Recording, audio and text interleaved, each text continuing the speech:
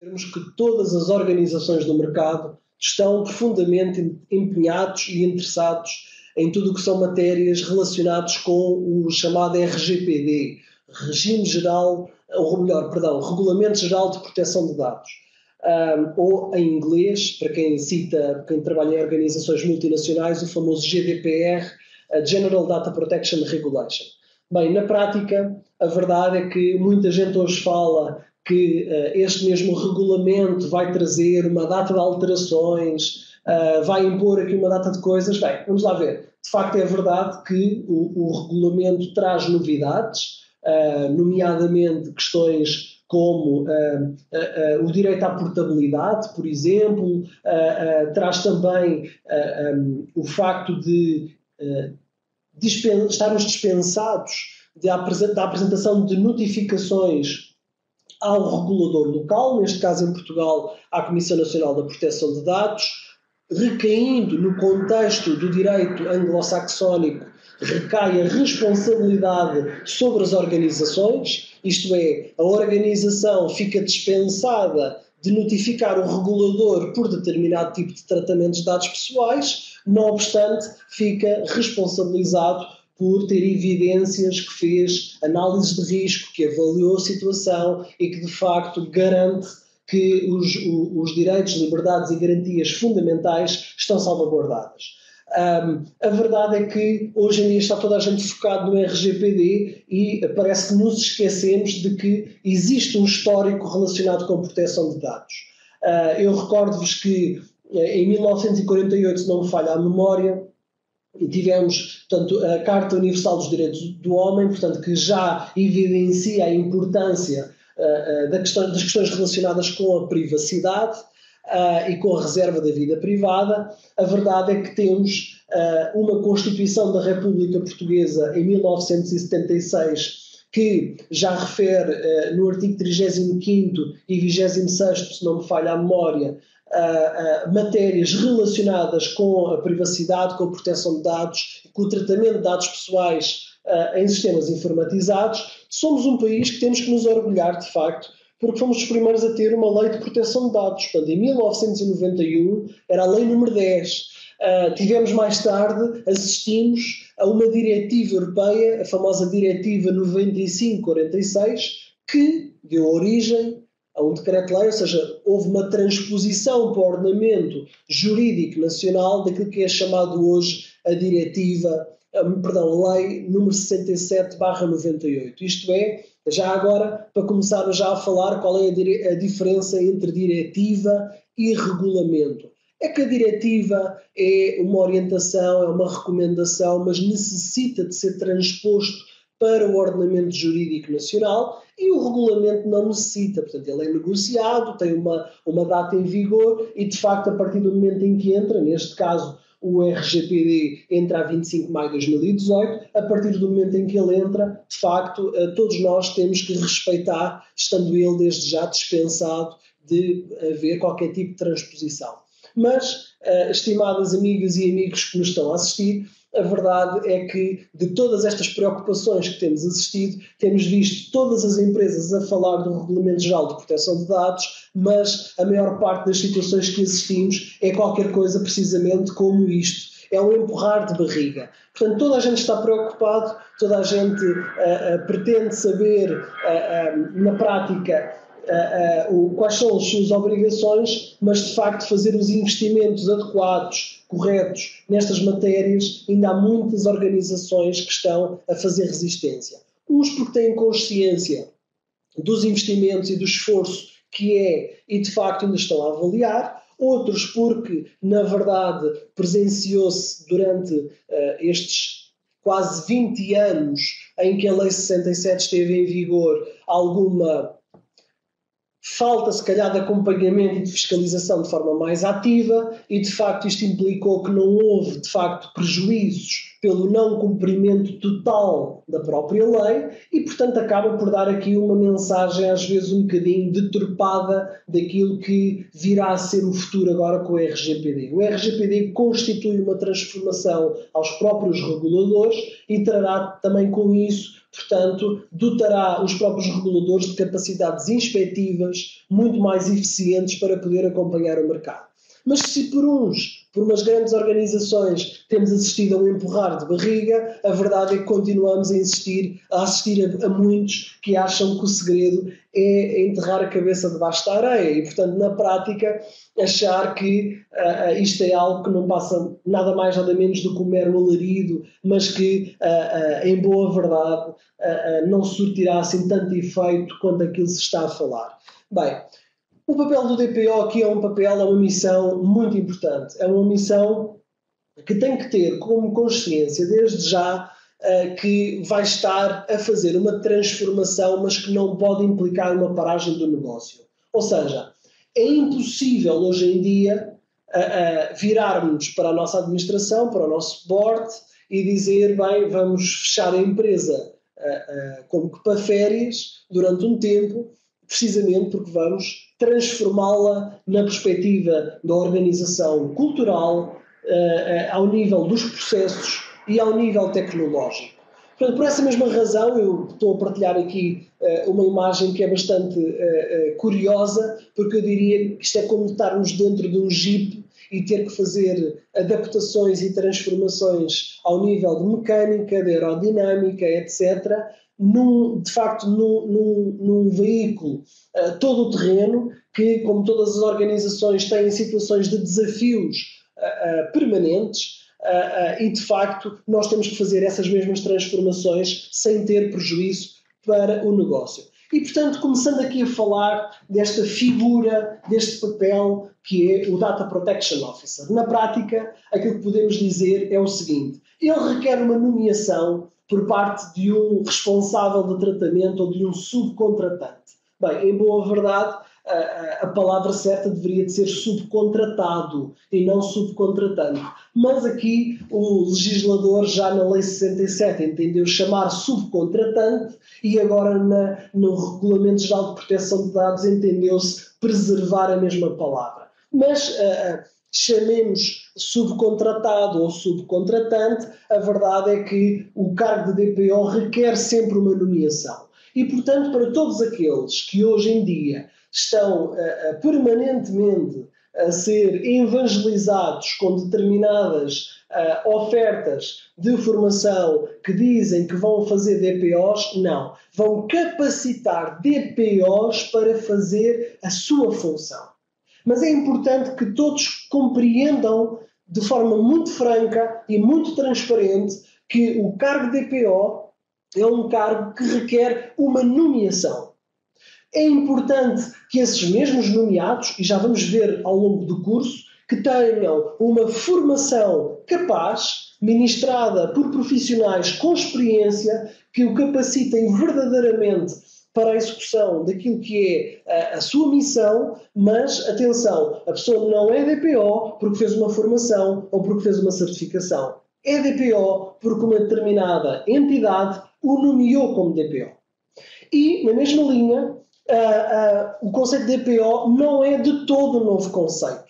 Para todos aqueles que pensem que o conceito de DPO surgiu agora no Regulamento Geral de Proteção de Dados, não é verdade, desenganem-se. Há, de facto, orientações de proteção de dados, estava-me a recordar do UKDPA e entre outros, de facto, em alguns países, por exemplo, na Alemanha também já é comum, é normal existir, de facto, alguém a quem lhe é dada a missão de liderar e a missão de conseguir concretizar o absoluto respeito e colocar a organização em cumprimento por tudo o que são as orientações em matéria de proteção de dados. Portanto, não é um conceito novo. Aliás, há muitas organizações por esta Europa fora que, estando debaixo de outro tipo de orientações, locais, evidentemente, já têm DPO há décadas. E, portanto, de facto, o que muda agora é que passa a haver um instrumento, uma regulação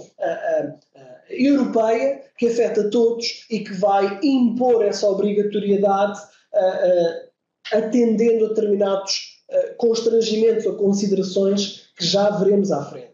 Mas, de facto, não esqueçamos que, em todos os casos, seja obrigatório ou não, o DPO é sempre uma boa prática por si só. Isto é, é sempre fundamental para conseguirmos criar o alinhamento esperado à nossa organização, atribuir essa mesma missão a alguém que vai assumir essa responsabilidade na organização. Portanto, o criar o conceito de que a missão de proteção de dados é dado a todos, pode ser dado a qualquer um, mas não há alguém que é responsabilizado e a quem de facto é dado os objetivos e a missão de ter isto de levar para a frente, logo a priori tem tudo para fracassar. E, portanto, claramente, por favor, retenham que este não é um novo conceito, mas é de todo uma boa prática. No contexto do Regulamento Geral de Proteção de Dados, consideramos que o DPO, digamos que é o promotor do cumprimento desse mesmo Regulamento Geral de Proteção de Dados, como eu acabei de explicar, e ele próprio é também visto como um ponto de contacto. Um ponto de contacto quer para o interior da organização, quer para fora.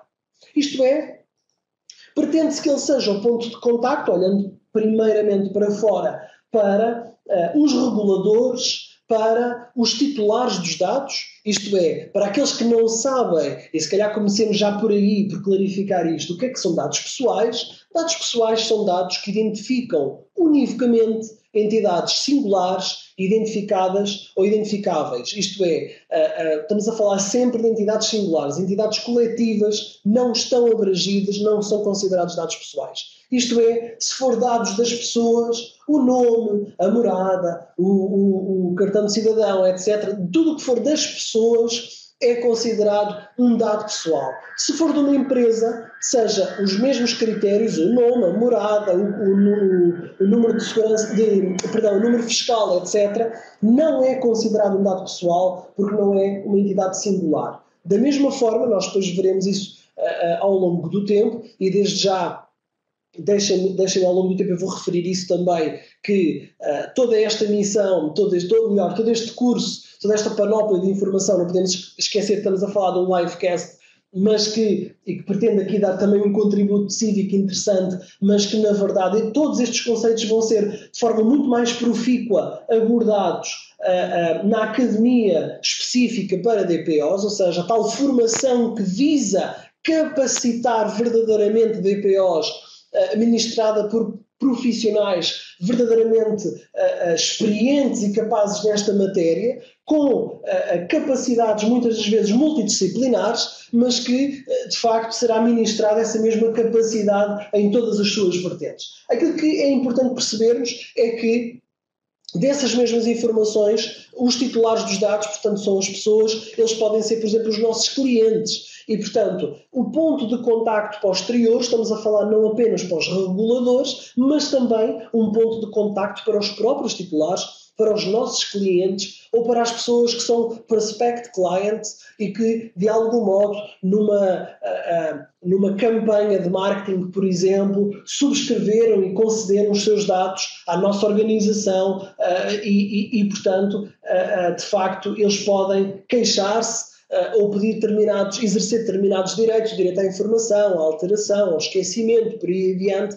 e portanto o DPO é sempre um ponto de contacto exterior, mas também é interior. Isto é, quando eu falo que esta missão é uma transformação multidisciplinar dentro da organização, obviamente ele tem que ser encabeçado, liderado por alguém, e essa mesma pessoa tem que ser a pessoa que dá a cara e que é o contacto para todo este programa de transformação. E, portanto, é importante perceber se são estas as principais razões da importância de considerarmos uma boa prática fundamental a nomeação de um Data Protection Officer dentro de uma organização. Na prática, quando é que eu devo de ter então um Data Protection Officer? Quando o tratamento de dados é realizado por uma autoridade ou por um organismo público, diz o Regulamento Geral de Proteção de Dados. Ou em situações em que as atividades de tratamento consistem em operações de tratamento que, devido à sua natureza, âmbito ou finalidade, exijam um controlo regular e sistemático dos titulares em grande escala. Ou também em situações em que as categorias especiais de dados, de acordo com o artigo 9º, ou de dados pessoais relativos a condenações penais ou infrações, de acordo com o artigo 10º, são de facto tratados. Portanto, estas são de facto algumas situações, nós ao longo desta viagem veremos, é uma viagem curta de facto, mas veremos outras considerações, portanto, com mais em pormenor, quando é que eles devem existir, mas de facto são aqui os momentos, ou pelo menos os pontos principais, quando é que devemos ter um DPO nomeado. Bem, então dizemos o seguinte, que a nomeação de um DPO pode ser obrigatória, pode ser recomendável ou pode ser não aplicável. Portanto, na prática, quando é que consideramos obrigatório? Bem, como dissemos, quando estamos a falar de uma autoridade ou organismo público.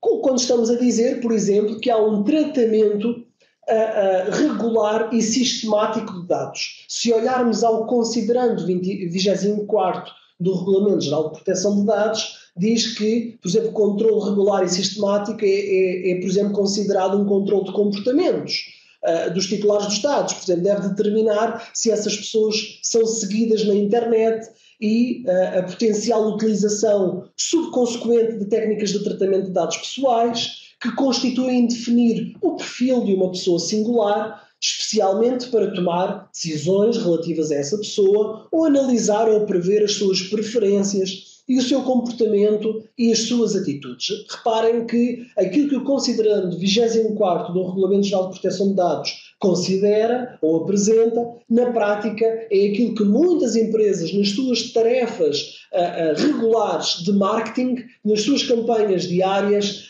precisamente para conseguirem concretizá-las de forma profícua, fazem este tipo de tratamento. E, portanto, logo aqui temos um controle regular e sistemático e, como tal, implicitamente temos aqui a obrigatoriedade desta organização ter nomeado um DPO que faça este acompanhamento e que salvaguarde os tais direitos, liberdades e garantias fundamentais.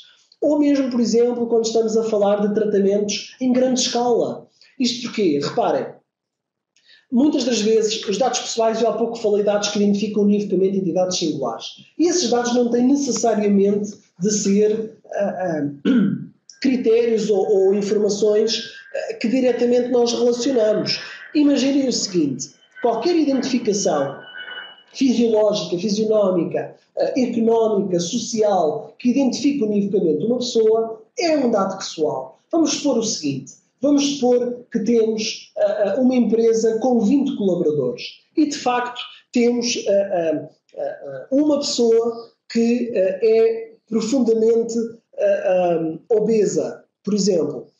Se, de facto, eu disponibilizar informação agregada de toda a minha comunidade de empregados, mas tiver, de facto, por grupos identificado, vamos supor, determinada informação, ou pessoas, por exemplo, com menos de 40 quilos, outros que estão concentrados entre 40 e 60, outros entre 60 e 80, e vamos supor que há uma determinada franja que diz mais de 180 ou 200 quilos, por exemplo, em que na prática eu sei que o meu universo é tão reduzido e rapidamente eu consigo identificar quem é essa pessoa. E vamos supor que isso foi um estudo, seja por questões de medicina de trabalho ou o que for, que pode indiciar ou pôr em causa direitos, liberdades e garantias fundamentais. Logo aqui, facilmente, apesar de não termos a dizer o nome do colega, conseguimos correlacionar e identificar com a entidade singular. E logo nunca poderemos dizer que os dados estariam verdadeiramente agregados, porque a forma da agregação, atendendo ao número do nosso universo, não salvaguarda verdadeiramente a identidade portanto, dessa mesma pessoa, e talvez por essas mesmas razões, entre outras que podemos analisar mais na Academia, obviamente, de Proteção de Dados, na Academia DPO, existem de facto aqui orientações em alguns organismos, alguns reguladores, como por exemplo o CNIL, em que recomenda, por exemplo, para fazer determinado tipo de tratamentos agregados em populações superiores a 300 colaboradores ou 300 pessoas, precisamente para garantir ou aumentar a dificuldade da identificação de critérios fisiológicos ou fisionómicos ou económicos ou sociais que de facto consigam por si só levar-nos à entidade singular por si só e, portanto, como tal, passa a ser um dado pessoal. E, portanto, há situações como eu citei, portanto, que a nomeação, ou há cenários em que o DPO é obrigatório a sua nomeação e, como eu disse, há outros que é recomendável, portanto, são aqueles que saem fora aqui destas considerações, portanto, não cumprem totalmente este scope, mas precisamente pela sua redução ou mesmo pelo tipo de tratamentos. Não se esqueçam que mesmo uma empresa que não trate dados de cliente consideráveis, há tipos de negócio, se calhar, que dispensam e não estão a tratar propriamente grande tipo de dados pessoais de clientes, mas não se esqueçam que pelo menos têm colaboradores e os dados dos colaboradores são também eles dados pessoais e que nós devemos ter aqui um conjunto de cuidados. Mas de facto depois pode haver outras situações excepcionais e de facto o regulamento estipula em que não é aplicável a nomeação de um DPO. Quando se fala em controle regular, como nós vimos, controle regular e sistemático, o que é que isso significa? Para não haver questões. Na prática significa que está relacionado com um tratamento recorrente em que é repetido em determinados momentos, um tratamento que é constante ou periódico, um tratamento contínuo ou que ocorre durante intervalos de tempo, durante um período específico. Da mesma forma, se nos questionarmos o que é que significa o termo controlo sistemático, significa que ocorre no seguimento de um plano geral de recolha de dados. Estamos a falar de um conjunto pré-determinado, organizado ou metódico de tratamentos e desenvolvido como parte de uma estratégia. É algo que é regular, que é sistemático e, portanto, de facto, está contextualizado, está previsto e, portanto, é isto que significa um controle sistemático. Quando eu tenho uma estratégia de marketing, por exemplo, uma estratégia de Big Data, em que me pretendo fazer segmentação de clientes, tratar os meus clientes para afinar a minha oferta comercial, por exemplo, tenho que ter cuidado com isto, porque de facto aqui é relevante para que o DPO possa salvaguardar tudo aquilo que são os requisitos de proteção de dados. E, portanto, da mesma forma, temos que definir aqui também o que é que significa a expressão em grande escala. Bem, significa que estamos a falar de um tratamento em grande quantidade de dados pessoais. A nível, pode ser nacional, regional ou supranacional. Estamos a falar de algo que pode afetar um número considerável de titulares de dados e sejam suscetíveis de implicar um elevado risco caso haja, por exemplo, um data breach. E significa também que este tratamento implica um elevado risco para direitos, liberdades dos titulares dos dados, em especial quando tais operações dificultam aos titulares o exercício dos seus mesmos direitos. Portanto, é isto que significa a expressão em grande escala. Bem, no processo de nomeação há várias opções que o regulamento nos apresenta. Nós podemos ter um Data Protection Officer interno ou um Data Protection Officer externo. Se me questionarem a minha opinião pessoal, bem, eu direi, serei sempre da opinião de ter um DPO interno. E porquê? Porque estamos a falar de uma responsabilidade, de uma posição que, por nomeação, acaba por atribuir funções que tratam matérias de grande relevo e que criam exposição para a organização. Vamos supor que estamos a falar em determinadas situações de não conformidade que constituem uma elevada coima. Não esqueçamos que o Regulamento Geral de Proteção de Dados prevê coimas. Há dois tipos de coimas. Portanto, há umas que estão atribuídas dentro dos 10 milhões de euros ou 2% da faturação anual global, mundial, ou outras que são 20 milhões de euros ou 4% da faturação anual global mundial. Portanto, o que é que eu quero dizer com isto? Que o que for maior, vamos supor que estamos a falar dentro da situação dos 20 milhões ou 4%, se a empresa faturar muitos bilhões e esses 4% a nível global for superior aos 20 milhões, é esse valor superior que será considerado. No entanto, há aqui uma nota. Muitas das vezes no mercado se fala nisto para criar alarmismo, porque se fala que as coimas são 20 milhões de euros ou 4% do global turnover. Não é verdade.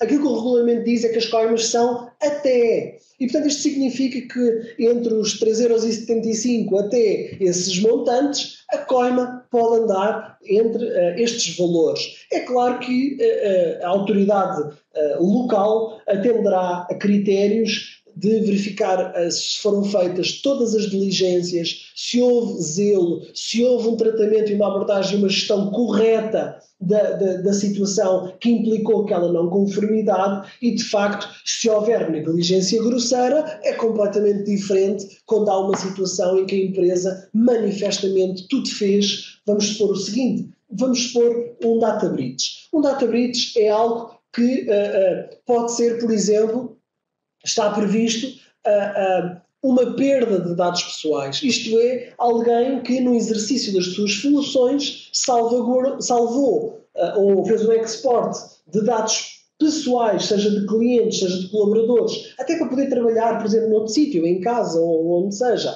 para uma PEN e essa PEN, por exemplo, perdeu-se. Uma situação que acontece muitas das vezes. Ou muitas das vezes há funcionários que têm laptops com dados pessoais de clientes ou de colaboradores e optam por deixar o portátil dentro da mala do carro e o portátil é roubado. Estas situações implicam e pode considerar em determinadas situações a obrigação de notificação do regulador e, em alguns casos, até dos próprios titulares dos dados, com todos os prejuízos reputacionais que daí advêm. Portanto, aquilo que vocês podem perceber rapidamente é que estamos a falar de matérias que expõem grandemente a organização e, portanto, a figura do DPO acaba por ser alguém que tem que ser de máxima confiança e uma pessoa idónea e, de facto, por todas essas razões e mais algumas, eu sou da opinião que devemos sempre optar por uma nomeação interna. Não obstante, não podemos também ignorar que a maior parte do tecido empresarial português são empresas pequenas. E são empresas que não têm capacidade para ter internamente um recurso dedicado. À frente eu vou explicar porque é que eu estou a citar a expressão dedicado. Na verdade, existe aqui um conjunto de obrigações que têm que evitar conflito de interesse e, portanto, isto implicará que o DPO não deverá de ter outro tipo de funções que conflituem com aquilo que é o seu exercício de DPO. À frente falaremos sobre isso. No entanto, a verdade é que não havendo capacidade de budget, de provisão financeira para termos esse recurso, pode haver a necessidade de uma contratação externa. É perfeitamente admissível esse cenário, é perfeitamente aceitável e é correto se de facto a organização não tiver outro tipo de capacidade. E, portanto, pode ser uma boa opção. Seja numa situação de nomeação interna, seja numa situação de nomeação externa, deixem-me desde já clarificar o seguinte. A figura do DPO não pode ser uma figura isolada. Isto é, se eu contrato um DPO externo, pressupõe-se que ele representará ou vem de uma empresa em que tem outro tipo de colegas e de recursos e de capacidades para poder responder a todos os desafios multidimensionais que um DPO tem que estar exposto a poder lidar e a gerir. Se for interno, esse mesmo DPO não se espera que seja alguém, um super herói que autonomamente tem capacidade para resolver tudo. Na verdade, ele vai estar sempre com a necessidade de trabalhar com outros colegas, com as outras áreas, de ter, muito provavelmente, a sua própria equipa, de contratar entidades externas, como, por exemplo, sociedades de advogados, consultoras tecnológicas, etc., que o ajudem a criar toda a capacitação verdadeiramente multidisciplinar para ele poder fazer todas as transformações necessárias ao nível da cultura organizacional, por exemplo, com ações de formação, criando políticas em que estipulem as orientações, as obrigações dos funcionários, por exemplo, e fazer esse acompanhamento ao nível da cultura, transformar tudo o que são processos, e não se esqueçam que não podemos só pensar na vertente tecnológica, mas temos muitos formulários, muitos impressos que as empresas hoje em dia tratam e que é relevante nestas matérias, mas também sem prejuízo de percebermos aquilo que hoje em dia é um dos principais pontos de importância e de honra nas empresas, que é o IT. E, portanto, garantir que temos todos os sistemas alinhados com tudo o que são as obrigações do regulamento acaba por ser muito desafiante. Mas, de facto, continuaremos então aqui a estudar esta pirâmide e, portanto, temos aqui a possibilidade de ter um recurso indicado interno ou externamente. A verdade, em qualquer um dos casos, ele pode ter uma indicação do responsável de tratamento ou do subcontratante. O responsável é a entidade que define as regras do tratamento. E, portanto, esse mesmo responsável tem a obrigação de nomear, mas também o próprio subcontratante, aquele que vai tratar dados pessoais indicado pelo responsável de tratamento, essa mesma empresa, essa mesma entidade, tem a obrigação também ele de ter um DPO, que serve também de ponto de contacto e, portanto, com todas as funções do DPO, neste caso, do responsável de tratamento. E, em qualquer um dos casos, podemos estar a falar, como eu disse, de uma pessoa ou, preferencialmente, de várias pessoas. Como atua o DPO? Bem, na verdade, o DPO deve atuar com total envolvimento. Deve atuar com os recursos necessários. Deve atuar com absoluta independência. Deve atuar com uma responsabilidade adequada e deve atuar sem qualquer conflito de interesse. Quando nós dizemos que ele deve atuar com total envolvimento, o que é que isto significa? Bem, total envolvimento significa, e citando aqui o próprio regulamento, que o responsável pelo tratamento e o subcontratante asseguram que o encarregado de proteção de dados seja, e esta é a parte da honra, envolvido de forma adequada e em tempo útil a todas as questões relacionadas com proteção de dados pessoais. Isto é, essa mesma entidade responsável de tratamento ou subcontratante deve desenvolver de forma atempada e adequada o seu DPO para que ele possa, de facto, garantir tudo o que são os compromissos e as obrigações de acordo com o Regulamento Geral de Proteção de Dados. É isto que significa quando dizemos que o DPO deve atuar com total envolvimento. Quando dizemos com os recursos necessários, citando o regulamento, dizemos com os recursos necessários ao desempenho dessas funções e à manutenção dos seus conhecimentos. Portanto, na prática, a organização deve garantir que o DPO deve ter, por exemplo, quando eu falei há pouco, a capacidade de subcontratar entidades especialistas em determinadas matérias que lhe permitam possuir uma capacitação multidisciplinar para fazer as transformações e as reformas necessárias. Na verdade, estamos a falar muitas das vezes da alocação de recursos humanos ou financeiros, por exemplo, e a organização deve disponibilizar ao DPO essa mesma capacidade. Na mesma verdade, também estamos a falar que devem ser disponibilizados capacidade para ele poder fazer formações, para se requalificar, para se atualizar nesta matéria que, deixem-me dizer desde já, não está totalmente fechado. O Regulamento Geral de Proteção de Dados estipula aqui um conjunto já de obrigações, de pressupostos, mas em boa verdade há muitas zonas cinzentas, há muitas zonas que carecem de clarificação. Existe uma entidade europeia que tem a representação de todos os reguladores de todos os países europeus, chamado artigo do Grupo 29, Working Party 29, em que, na prática, visa discutir grande parte destas mesmas zonas cinzentas, destas zonas que são discutíveis e que, de facto, o regulamento não descreve exatamente qual é a solução para abordar o tema.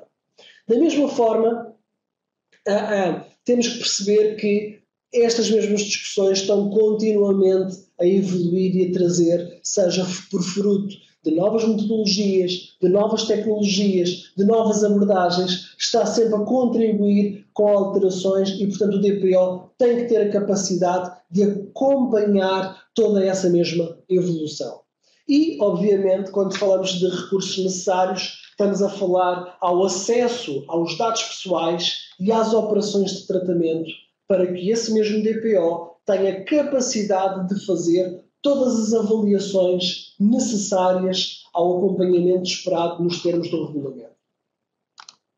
Quando falamos que o DPO deve de atuar com independência, bem, dizemos o seguinte, que o responsável pelo tratamento e o subcontratante asseguram que esse mesmo encarregado de proteção de dados, esse tal Data Protection Officer, não recebe instruções relativamente ao exercício das suas funções.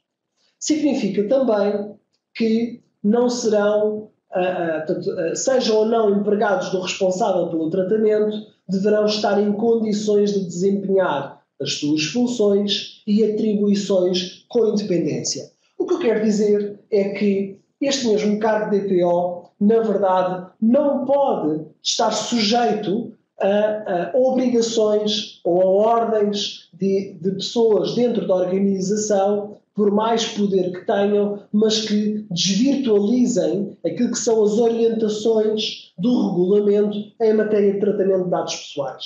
Reparem que, na verdade, se existir uma determinada obrigação, o DPO deve, de forma leal, honesta e transparente, elucidar, dar todo o acompanhamento e garantir permanentemente que a organização respeitará aquilo que são os compromissos do regulamento. Se ele estiver sujeito a pressões de outras partes dentro da organização, seja internas, seja externas, a verdade é que facilmente estaria comprometido esta mesma missão relativamente à independência. Da mesma forma, quando falamos com uma responsabilidade adequada, também permitem-me desde já clarificar. Aqui a responsabilidade adequada passa por este conceito que estamos a falar, mas eu gosto de ver o termo responsabilidade pela palavra, aqui, a derivação anglo-saxónica. Por exemplo, se olharmos a palavra em inglês, responsável, diz responsible, não é? Na prática é a conjugação de duas palavras, responsible, capaz de resposta. E, portanto, este mesmo termo não significa, no conceito cotidiano português, quando se diz que o fulano ou fulana é responsável por, normalmente é o culpado se alguma coisa funcionar mal. Não. Aqui o que estamos a falar é, de facto, a pessoa ou a entidade que tem todas as capacitações, todos os recursos, as habilidades para poder, de facto, fazer um acompanhamento efetivo, profícuo destas matérias. E, por fim, last but not the least, quando dizemos que o DPO deve de atuar sem conflito de interesses, já aqui, evidentemente, tocámos em grande parte destes temas, mas de facto sem conflito de interesse significa que o encarregado de proteção de dados pode exercer outras funções e atribuições. O responsável pelo tratamento ou o subcontratante assegura, sim, que essas funções e atribuições em modo algum possam resultar num conflito de interesses, tal e qual como expliquei atrás. Portanto, com isto, consideramos que o Regulamento Geral de Proteção de Dados estipula que esse mesmo DPO é designado com base em 3 princípios: nas qualidades profissionais, nos conhecimentos especializados e na capacidade para desempenhar essas mesmas funções. Quando falamos das qualidades profissionais, o regulamento considera o quê? Bem, estamos a falar de conhecimentos aprofundados da legislação, seja ela nacional, internacional, do regulamento, às vezes é importante também perceber o seguinte: o regulamento de proteção de dados é um, mas há mais regulamentos. E, portanto, convém às vezes perceber tudo aquilo que é as obrigações, o domínio jurídico do setor, para perceber de que forma é que estamos influenciados ao cumprimento ou ao incumprimento destas mesmas orientações, desta missão. Portanto, é importante perceber isto.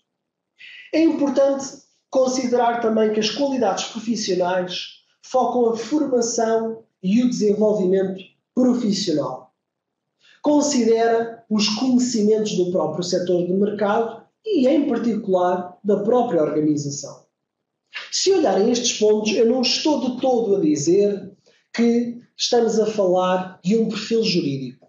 Tem sido uma pergunta que me têm colocado muito estes últimos tempos, particularmente em diversas conferências que tenho sido orador, em que me perguntam qual é o perfil do Data Protection Officer. Deve ser um jurista? Deve ser um engenheiro? Deve ser um gestor? Bem, atendendo que a missão dele é uma missão multidisciplinar, a única coisa que temos que garantir é que ele cumpre os requisitos que estamos a falar.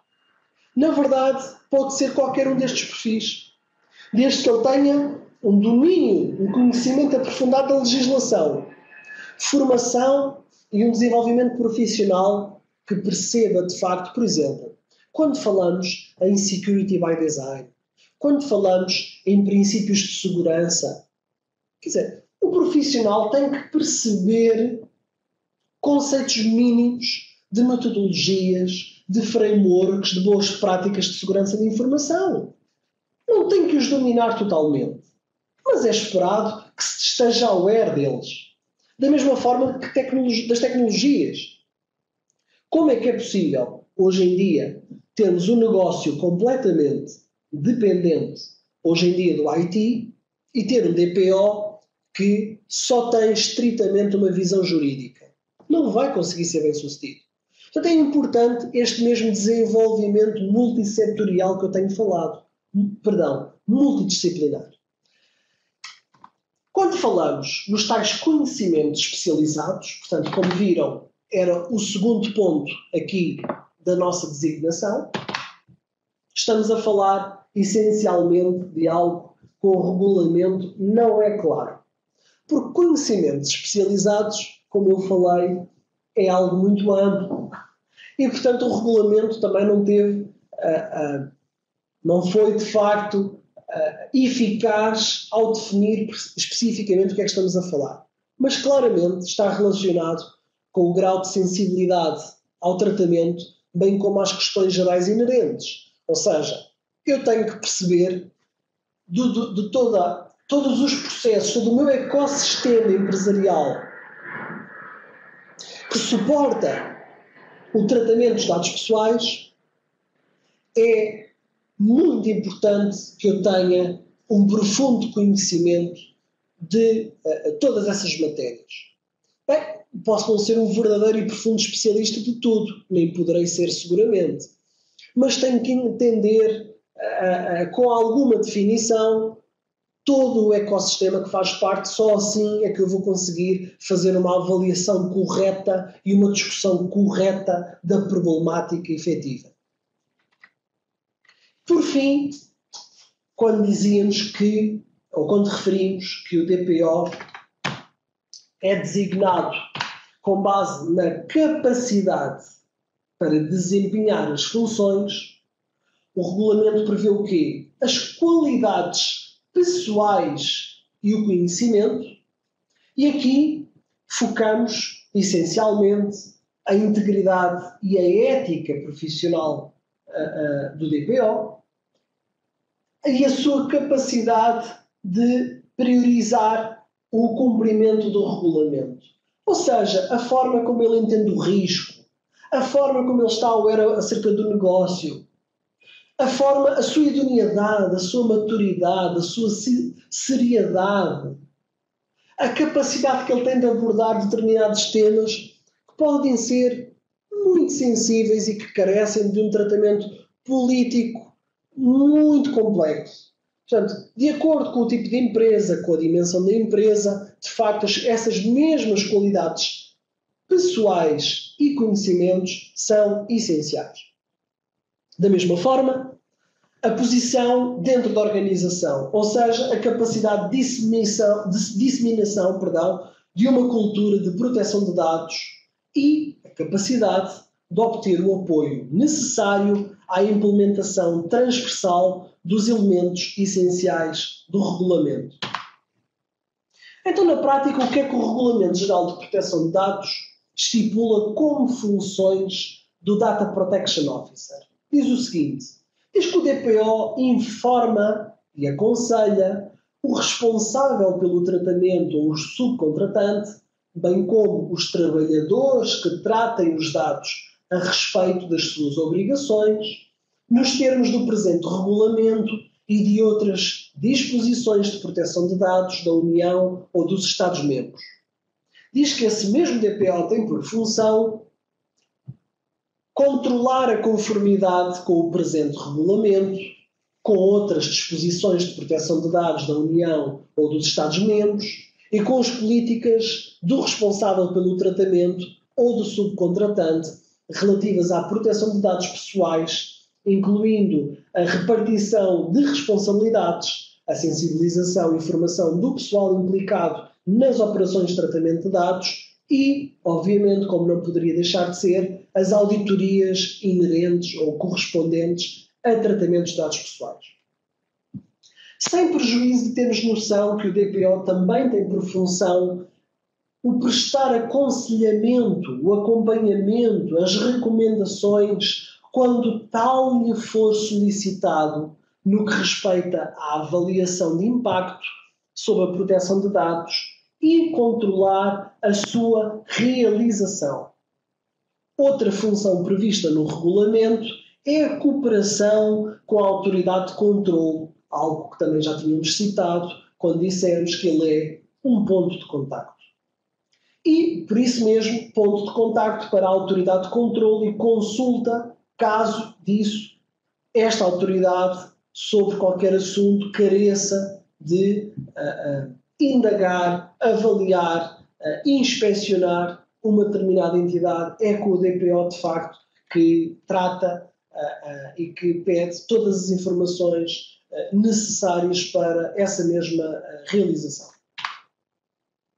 Bem, o que eu posso dizer na prática é o seguinte, é que isto é apenas aqui uma viagem curta, que permite dar aqui um contributo de facto e sensibilizar para este tema do papel do DPO. Como eu disse muito bem e aconselho a que possam introduzir-se, inscrever-se na Academia de Proteção de Dados, na Academia para DPOs, que está de facto aqui em curso, portanto creio que ainda vão a tempo de fazer as inscrições. Corram, porque de facto creio que já não existem muitas vagas e, portanto, exorto a todos que rapidamente consigam inscrever-se, porque todos estes temas e muitos outros, há muito para falar. Capacitar um DPO capaz de poder tratar uma grande organização, para além de ser uma grande oportunidade profissional neste momento quente em qualquer país europeu, é uma missão que acaba por ter uma grande complexidade,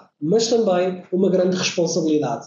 Não consideramos de todo uma missão impossível e por essa mesma razão, portanto, aquilo que eu vos exorto é que se capacitem para tal, mas eu estou a querer profundamente que é uma missão que pode surtir aqui um grande impulso na carreira de muita gente e que trará seguramente uma satisfação e uma realização profissional e pessoal a todos os DPOs, portanto, que tenham responsabilidades por organizações. Não sei se neste momento existe aqui alguma dúvida, alguma questão que me queiram colocar. Façam-no, por favor, pelo chat. Ainda temos cerca de 10 minutos até encerrar esta sessão.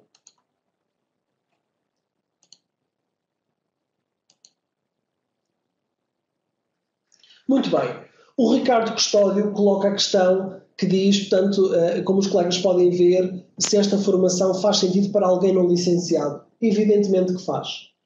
Não é requisito, como viu, daquilo que eu falei, em modo algum falei da obrigação da licenciatura. É sim necessário ter aqui um conjunto de conhecimentos, de capacitações que serão ministradas nesta mesma academia e, portanto, de facto, a licenciatura não será requisito para a realização da mesma.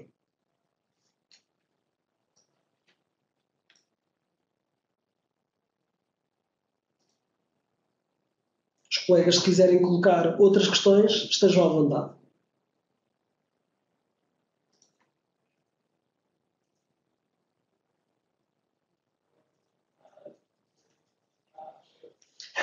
Boa pergunta, João Carlos Fidalgo. Boa pergunta. A resposta é sim. Não sei se vai gostar do que eu lhe vou responder. Mas, na verdade, portanto, o João Carlos Fidalgo coloca aqui se é incompatível o DPO ser o responsável de sistemas de informação ou tecnologias de informação. Bem, é incompatível, de todo. Aliás, existe mesmo um caso que pode servir de jurisprudência na Alemanha, há bem pouco tempo, há uns meses, em que uma determinada empresa levou uma coima pesadíssima, precisamente porque nomeou o Chief Information Officer, portanto, o diretor responsável de IT, nomeou como DPO. Repare, há conflito de interesse. Vamos analisar a viagem que rapidamente fizemos. Como é que um DPO pode impor ou orientar um diretor da IT em matéria daquilo que deve fazer, ou seja, estipular os requisitos, e depois a mesma pessoa vai-se autopoliciar, ou seja, autoanalisar. Não conseguimos. Há conflito de interesse. De modo algum conseguimos garantir a independência. E foi precisamente por isso que na Alemanha houve já uma empresa, e é bastante famoso se procurar, e esse caso está a servir de jurisprudência, inclusivamente há orientações do tal Grupo 29 que eu falei, do Working Party 29, em que diz que não pode de todo ser simultaneamente DPO e responsável de sistemas de informação.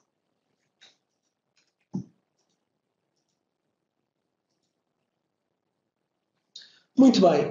O Nuno coloca, portanto, este curso tem alguma componente técnica, isto é, o awareness, que é necessário, envolve alguns conhecimentos da IT, sim, será ministrado, está bem? Não se preocupem com isso, isso será ministrado. Portanto, temos uma componente considerável em termos, por exemplo, de sistema, como é que montamos o Information Security Management System, toda a parte do Code of Practice da segurança da informação. Portanto, há aqui um conjunto de capacitações, de facto, que serão ministradas nesta vertente. Depois temos também aqui o David Jorge, que coloca: existem responsabilidades legais desta função, coimas e outras, em virtude de falhas ou incumprimentos? David, não sei se percebi bem a pergunta. Responsabilidades legais, como assim? O DPO ser responsabilizado? Bem, eu não sei se é isso que quer saber, mas vou-me antecipar com alguns esclarecimentos nessa matéria. O regulamento diz que o Data Protection Officer não pode ser despedido no exercício das suas funções. Precisamente por isso. Ele estará exposto a uma grande pressão. Terá um grande poder, mas tem uma grande responsabilidade. Mas, de facto, não lhe vou dizer que, de algum modo, não é ainda claro como é que ele pode, de algum modo, ser responsabilizado, até porque o regulamento protege-o logo no início, mas de facto não está previsto nenhuma coima, nenhum prejuízo que o próprio DPO tenha que pagar. Quem tem que pagar é o responsável sempre de tratamento, é a empresa. E esses sim podem ser, de facto, penalizados com coimas. Depois temos aqui, muito bem, acho que já respondi ao David Jorge, é isso. Muito bem, obrigado David, também. Depois temos aqui o Ricardo Custódio que diz: caso seja externo e faça parte de uma empresa, essa mesma empresa poderá fornecer outros serviços relacionados? Existe conflito de interesse? Bem, aqui temos de ter cuidado, porque o princípio é o mesmo. Se estivermos a falar de prestar serviços de DPO que darão orientações ao cliente em matéria, por exemplo, da IT, e depois a mesma empresa ou mesmo a mesma pessoa aparece a oferecer serviços de IT para responder a essa mesma necessidade, há conflito de interesse, evidentemente. Não é? Agora, se estamos a falar de uma empresa que presta serviços de DPO a um cliente e que a outros presta serviços de IT noutro contexto, não há conflito de interesse. O conflito de interesse apenas que há é se no mesmo ponto, na mesma entidade, vocês tiverem como chamado Data Processor e Data Controller. Muito bem.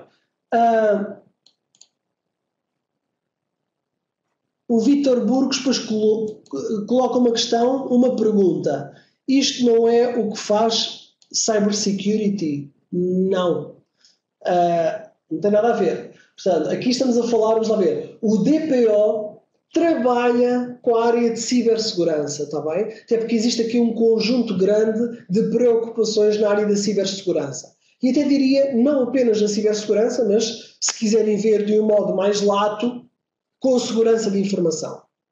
Com tudo aquilo que, independentemente de estar na vertente tecnológica ou não, tudo o que afetar os dados no seu domínio da confidencialidade, integridade e disponibilidade. E, portanto, estamos a falar, de facto, em coisas diferentes.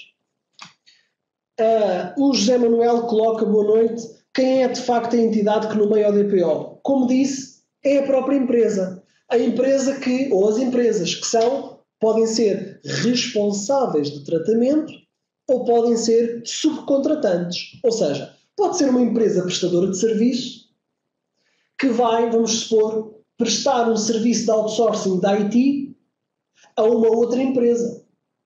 Essa empresa que está a prestar esses serviços de outsourcing da IT tem que ter um DPO. Ok? E, portanto, quer o próprio responsável de tratamento, ou seja, o próprio cliente dessa mesma empresa tem que ter um DPO, mas também a entidade subcontratante tem que ter o seu próprio DPO. E são essas mesmas empresas, é essa mesma entidade que nomeia o DPO. O Nuno coloca, subscrevo a pergunta do Vítor, se alguém é responsável pela cibersegurança pode fazer de DPO? Não. Um CISO, por exemplo, não pode ser DPO, pelas razões que expliquei. Ou seja, vocês vejam assim, isolem completamente as responsabilidades.